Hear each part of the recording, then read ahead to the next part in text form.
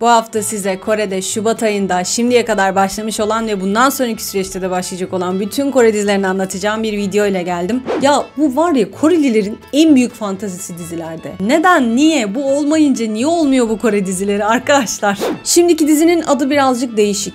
Kick. Evet, 4 tane kick var dizinin isminde. Gerçek isimlerini kullanmışlar dizide. Bunu nadir görüyoruz genelde. Şaşırdım o yüzden. Sonra dedim ki izlemediğin sürece bunu bilemeyeceksin. Neden düşünüyorsun? Ne gerek var ki? Boş ver dedim. Biraz abartmışsınız sanki. Tamam, karakteri yüceltebilmek adına böyle bir özet yapıyor olmanızı anlıyorum ama baktığımda bile bu özetten yine entrika kokuyor hikaye. Feci şekilde hem de.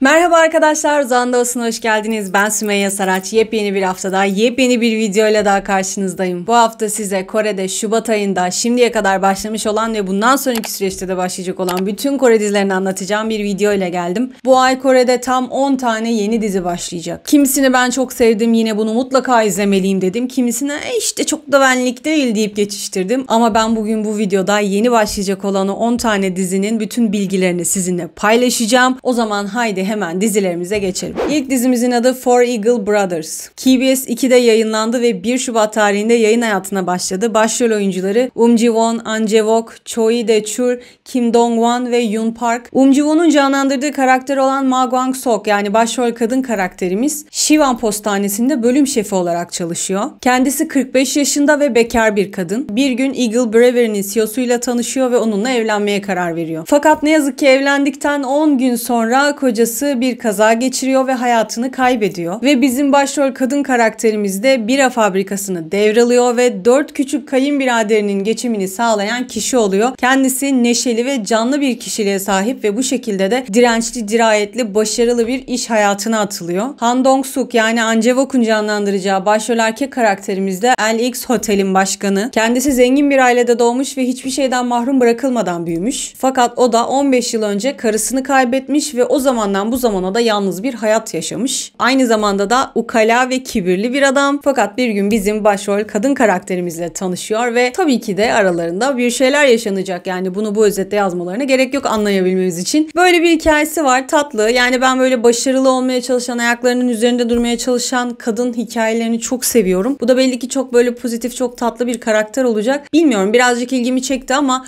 unutmazsam belki buna da bakmak isterim. Geçiyorum bir diğer diziye. Şimdiki dizinin adı birazcık değişik. Kick.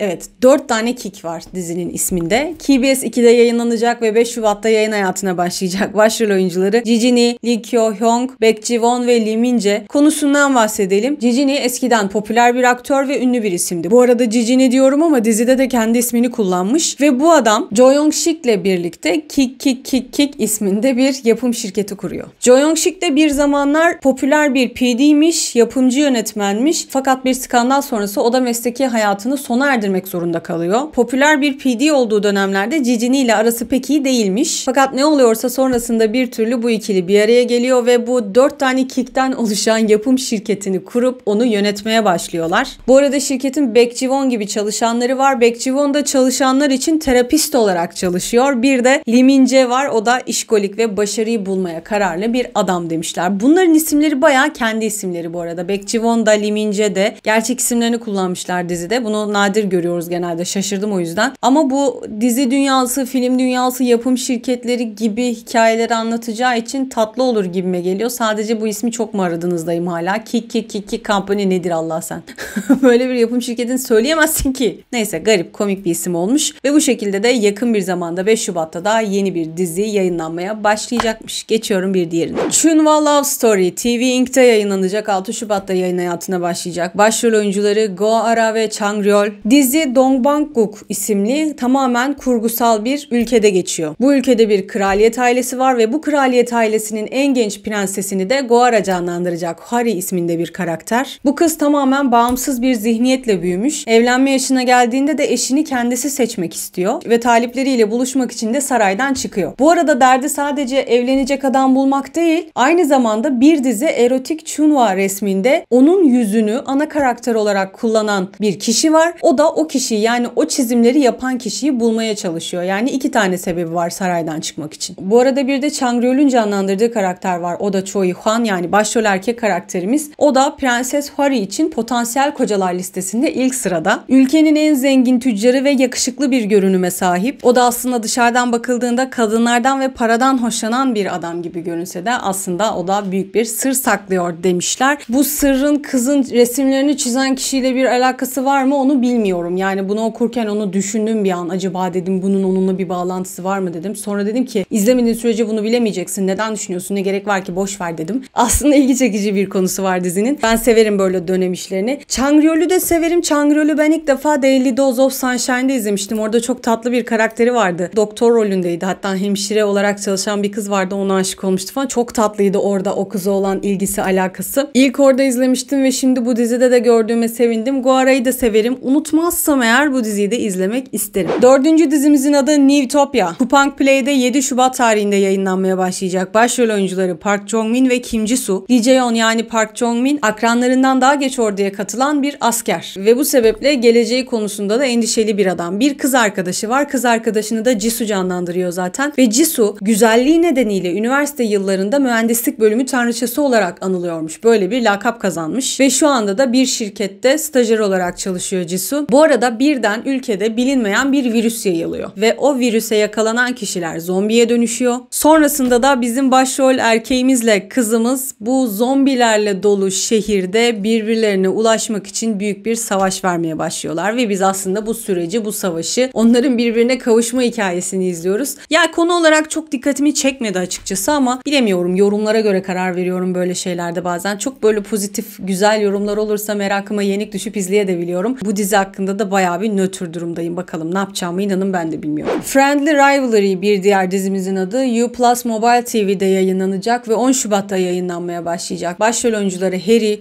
Chong Soo-bin, Kang Hae-won ve Oh Woo-ri. Chong Soo-bin bir eyaletteki yetimhanede büyümüş genç bir kız. Bir gün Seul'e taşınıyor ve Güney Kore'deki en iyi %1'lik öğrencilerin okulu olan Cheoha Lisesi'ne kaydoluyor. Burada diğer öğrencilerle hiç anlaşamıyor olsa da Yoo Jae isminde bir kızla tanışıyor ve onunla bir arkadaşlık kuruyor. Yoo Jae dediğimizde Harry'nin ta kendisi. Yoo Jae okulun en güçlü öğrencisi. Yüksek bir IQ'ya sahip, zengin bir ailede büyümüş ve fiziksel olarak da çok çekici bir kız. Doğduğundan beri insanların kıskançlığına maruz kalmış ve üstünlüğünün de farkında. Ayrıca konumundan nasıl yararlanacağını bilecek kadar da kurnaz demişler. Biraz abartmışsınız sanki. Tamam, karakteri yüceltebilmek adına böyle bir özet yapıyor olmanızı anlıyorum ama karşımda böyle süper kahraman gibi bir şey var şu anda. Neyse, bu mükemmel kız transfer öğrencisi olan Woo Seol-ki'ye özel bir ilgi gösteriyor. Fakat kısa bir sürede arkadaşlık ve saplantı arasında tehlikeli bir ilişki geliştirir demişler. Artık o arkadaşlık saplantıya dönüşüyor anladığım kadarıyla ve ikili arasında garip garip şeylere sebebiyet veriyor. Çok ilgimi çekmedi ama bilginiz olsun, 10 Şubat'ta Harry'nin Chong Soo-bin'le böyle bir dizisi başlayacakmış. 6. dizimizin adı Buried Hearts. SBS'te 14 Şubat'ta yayınlanmaya başlayacak. Başrol oyuncuları Park Yong-sik ve Ho Juno. Konusunu anlatayım, elimden geldiğince biraz karışıktı çünkü. Park Yong-sik Daesan grubun başkan sekreteri ofisinde lider olarak çalışan genç bir adam. İşine çok sadık, Daesan grubun çıkarları için yaşayan bir adam. Bu yüzden de kendisine hatta Daesan adam diye bir lakap takmışlar. Fakat aslında dışarıdan görünenle içinden geçirdikleri hiç de aynı değil. İçten içe Daesan grubu ele geçirmeye çalışan bir adam bu. Ve bir gün kendini kurtarmak için 2 trilyon wonluk bir siyasi kara para fonuna giriyor demişler. Bir de Ho Juno'nun canlandırdığı bir karakter var. O da bir hukuk fakültesi profesörü ve Ulusal İstihbarat Servisi'nin eski müdürü. Güney Kore'nin siyasi dünyasındaki en etkili isim aynı zamanda. Herkesi bir kukla gibi yönetebilme hastalığı var ve bunu yaptığında da kendini inanılmaz böyle güçlü, neşeli hisseden bir adam. Aslında bir nevi bir psikopat. Fakat bir gün birisini öldürdükten sonra bilmeden servetini kaybediyormuş. Bu ikilinin hayatları hayatta kalma, hırs ve güç arasında yüksek riskli bir savaşta iç içe geçer diye de zor bir cümleyle konuyu özetlemişler. Baktığımda bile bu özetten yine entrika kokuyor hikaye. Feci şekilde hem de. Park Yong-sik'i çok seviyorum. Bir yandan sırf oynadığı için de çok izlemek istiyorum. Büyük bir ikilemde bıraktı beni. Yani konu hiç ilgimi çekmiyor olsa da sırf Park Yong-sik'in güzel hatırı için belki bir ihtimal vaktim olursa buna da bakabilirim. Geçiyorum bir diğer diziye. Mellow Movie Netflix'te 14 Şubat'ta yayınlanmaya başlayacak. başlayacak. Başrol oyuncuları Choi Woo-sik, Park Bo-young, Lee Jun-young ve Jong So-ni. Yalnız 14 Şubat'ta hem Park Yong-sik'in hem Park Bo-young'un dizilerinin başlayacak olması çok tatlı. Benim favori çiftimdir çünkü kendisi. Strong Woman Do Wong-sun'dan sonra hayranı olduğum bir ikilidir. Ve 14 Şubat gibi bir tarihte ayrı ayrı ikisinin aynı gün içerisinde dizilerinin başlayacak olması beni bir tık şaşırttı. Neyse çok fazla konudan sapmayalım. Mellow Movie'nin hikayesiyle devam ediyorum. Yaralar ve travmalar taşıyan gençlerin hayalleri ve aşkları hakkında bir hikaye olacakmış Mellow Movie. Go Gyeom yani Choi Woo-sik figüran olarak çalıştıktan sonra bir film eleştirmeni oluyor. Bu çocuk filmleri o kadar çok seviyor ki dünyada yapılmış bütün filmleri izlemek gibi garip bir hedef koyuyor kendine. Sonra da hayatına Kim Moo-bi isimli bir kız giriyor. Kim Moo-bi'yi de Park Bo-young canlandırıyor. Go Gyeom bu Park Moo-bi'ye karşı çok büyük bir merakla yaklaşıyor ve hatta onun isminden de çok hoşlanıyor. Neden? Çünkü kızın adı Kim Moo-bi. Movie İngilizce'de film demek olduğu için, bizim kızın ismi de Moo-bi de bunu anımsatmış olduğu için çocuk da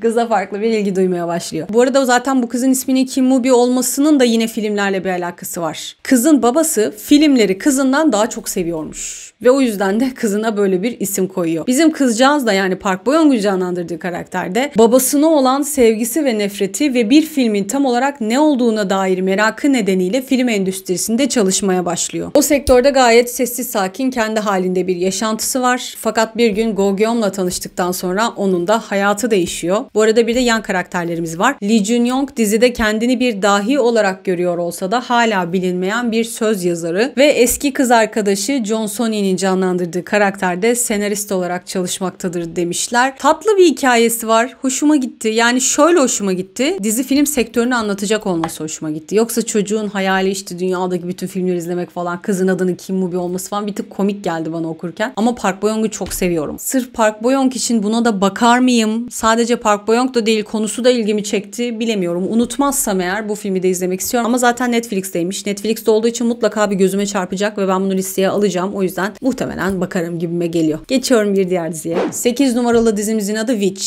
Channel A'de yayınlanacak. 15 Şubat'ta yayın hayatına başlayacak. Başrol oyuncuları Jin Young, Ro Jong Lee. Jin Young veri madenciliği alanında en iyisi olarak tanınan bir genç. Üniversitede istatistik bölümünde uzlaşmasının nedeni Mi Jong ve ona yardım etme isteği. Mi Jong dediği de başrol kadın karakterimiz Ro Jong Lee. Aslında bu ikisi aynı liseye gitmişler. Ve bizim çocuk kıza o lise zamanlarında aşıkmış. Fakat kıza okulda cadı lakabını takıyorlar. Bunun sebebi de şu: kızın küçüklüğünden beri ondan hoşlanan bütün erkekler ya ölüyormuş ya yaralanıyormuş. O yüzden de kızdan uzak durmaya çalışıyorlar. Okuldan mezun olduktan 10 yıl sonra çocuk kızla yeniden karşılaşıyor. Görüyor ki kız kaderini lanetli olarak gördüğü için kendini insanlardan tamamen soyutlamış ve dışarı çıkmak istemeyen birine dönüşmüş. Sonra bizim çocuk da kızın kabuğunu kırabilmek, onun psikolojisini düzeltebilmek için yaşanan talihsiz olayların onunla alakası olmadığını kanıtlamaya çalışıyor. Ve bu tezi kanıtlayabilmek için de kızın etrafında yaralanan insanların durumlarını araştırmaya başlıyor. Ve hayatını riske atarak sonunda onun etrafındaki talihsizlik yasasını bulur demişler. Talihsizlik yasasının ne olduğunu inanın bilmiyorum. İzlerseniz bana da söyleyin.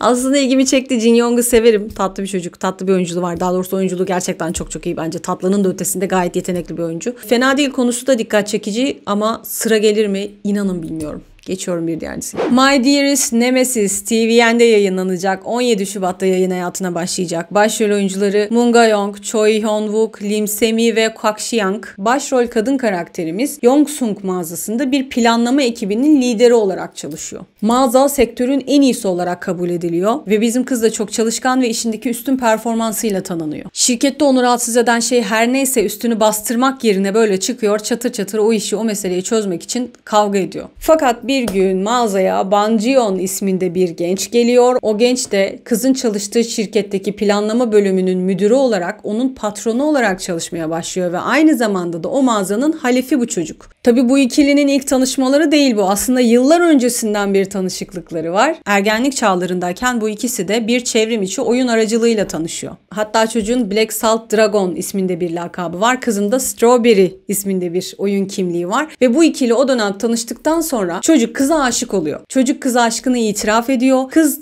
çocuğu reddettikten sonra onu terk ediyor. Ve bu da bizim çocuğun yaşadığı ilk büyük acı oluyor. Ve bundan tam 16 yıl sonra bu ikili tamamen büyümüş bir şekilde aynı iş yerinde karşılaşıyorlar ve işin kötüsü çocuk kızın patronu olarak karşısına çıkıyor ve sonrasında da muhtemelen o şirketin içerisinde olanlar oluyor. Klasik ama tatlı bir konusu var. Seviyorum ben böyle hikayeleri. İş dünyasını anlatıyor evet ama tatlı bir romantik komedi olarak anlatıyor en azından. Çünkü diğer türlü biliyorsunuz ya böyle haldır uldur entrikalı ağır şirket hikayeleri falan biraz yorucu oluyor. Ve çok fazla terimleri falan bilmediğimiz için anlamak da zor oluyor. Ama bunlar öyle değil. Yani My Dearest Nemesis gayet sevimli bir romantik komedi gibi görünüyor. Bunun da fragmanına bakmıştım. Gerçi baştan sona izleyememiş olsam da renkli güzel bir işe benziyordu. 17 Şubat'ta da yayınlanmaya başlayacakmış. Artık geçelim son dizimize. Undercover High School bu ay yayınlanacak olan son dizi. NBC'de 21 Şubat'ta yayınlanacak. 12 bölümden oluşacak. Başrol oyuncuları Sok Hang-jun ve Jin Ki-ju. Sok Hang-jun dizide bir ulusal istihbarat servisi için çalışan bir az saha ajanı. Bir operasyon sırasında büyük bir olay yaşanıyor ve bu yüzden de rütbesi düşürülüyor. Kral Gojong'un kayıp altın külçelerinin yerini bulabilmek için bir operasyona yerleştiriliyor. Bu görev içinde kimliğini gizliyor ve Byongmun Lisesi'nde bir öğrenci kılığında gizlice göreve gidiyor. Orada da sınıf öğretmeni olan Oh Soo-ha ile tanışıyor. O da tabii Jin Ki-ju. Başrol kadın karakterimiz de dürüst bir kişiliğe sahip, sözleşmeli bir Kore tarih öğretmeni ve öğrencilerine karşı çok sevgi dolu bir kadın. Ve bir gün başrol erkek karakterimiz o liseye transfer ediliyor ve bu kız da onun sınıf öğretmeni oluyor. Fakat şöyle bir olay oluyor. Bizim öğretmenin çocukluk günlerinden kalma ilk aşkının bu Sok Hang-jun'un canlandırdığı karakterle örtüştüğünü görmeye başlıyor ve diyorlar ki ilk aşkı bu bizim öğretmenin kalbinde en büyük yarayı açmıştır. Kesin odur bu arada. Çünkü muhtemelen ilk başlarda yaşına bakacak. Öğrencisi olduğu için ihtimal vermeyecek onun ilk aşkı olduğuna. Ama sonra diyecek ki aslında bu öğrenci değilmiş. Aslında bunun yaşı da bu değilmiş. Bu adam özel bir görevli, gizli bir görevle buraya gönderilmiş. Ya bu var ya Korelilerin en büyük fantazisi dizilerde. Bakın anlattığım dizilerin neredeyse yarısından fazlasında hepsinin ilk aşkıydı. Ya da hepsi bir geçmişten tanışıktı birbiriyle. Neden? Niye? Bu olmayınca niye olmuyor bu Kore dizileri arkadaşlar? Bu klişeyi bu ara o kadar çok kullanıyorlar ki. Yani bir insan geçmişte tanışmıyor olunca yeni dönemde tanışamıyor mu? Sıfırdan. Tamam güzel bazen hikayeler çok naif, çok tatlı oluyor ama her zaman olduğunda da yani bütün dizilerde de karşına çıktığında hadi artık oradan yeter diyorsunuz yani. Birisi de ne olur sıfırdan 20'li yaşlarında 30'lu yaşlarında birbirleriyle tanışıyor olsun be. Yani geçmişte hiç tanışık olmayan çiftlerin olduğu diziler o kadar az ki. Neyse alıştık artık. Yani biz bu dizileri böyle seviyoruz. Yapacak bir şey yok. Ve bu sayede Şubat ayında yayınlanacak olan bütün Kore dizilerini anlatmış oldum. Umuyorum atladığım olmamıştır. Atladıysam da bilinçli değil. Tamamen gözümden kaçmıştır ama bu sefer farklı sitelere de baktım. Başka bir şey bulamadım. Beni izlediğiniz için teşekkür ediyorum. Videoyu beğendiyseniz alt kısımdan beğene tıklamayı, kanala hala abone değilseniz abone olmayı lütfen unutmayın. Hype puanını da telefonlarınızdaki YouTube uygulamasından girip yorumlar kısmını sağa kaydırdıktan sonra verebilirsiniz ve bu sayede de bana destek olabilirsiniz. Beni izlediğiniz için teşekkür ediyorum. Yepyeni haftalarda, yepyeni videolarla görüşmek üzere. Hoşça kalın.